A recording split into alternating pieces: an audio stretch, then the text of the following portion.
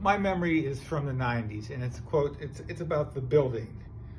So back then, CDS was sort of like a startup. There wasn't a whole lot of institutional structure. And so I came to a meeting. I was asked to be on the board. I came to a meeting. I mentioned I was in the real estate business, and all of a sudden I became vice president of the building. And I really didn't think much of it, but I really also didn't know what I was getting myself into, because the building was basically functionally obsolete. There weren't enough classrooms for all the students.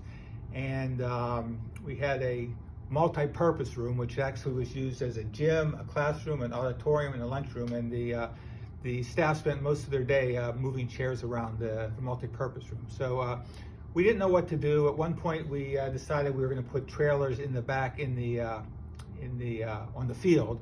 And we went to a zoning hearing board, and the zoning hearing board completely rejected our request to do it. So at that point, someone asked me, what are we going to do about the building? And I said, I really don't even know, because at that point I think we needed a miracle.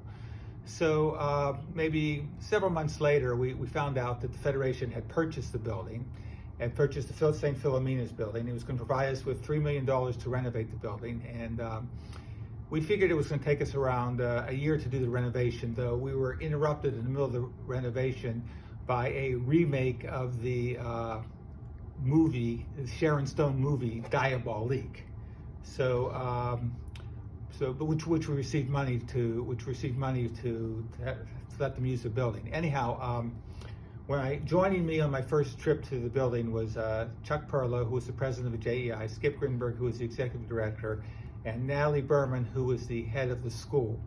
And I just, as an aside, I'd like to say that, in my opinion, Natalie Berman was the most important person in the history of the school, because she's the person who grew the school from a startup into a school with several hundred students. And I think we all should be very thankful for everything that Natalie did for the school.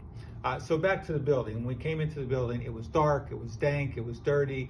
The windows were deteriorated. It was also functionally obsolete. The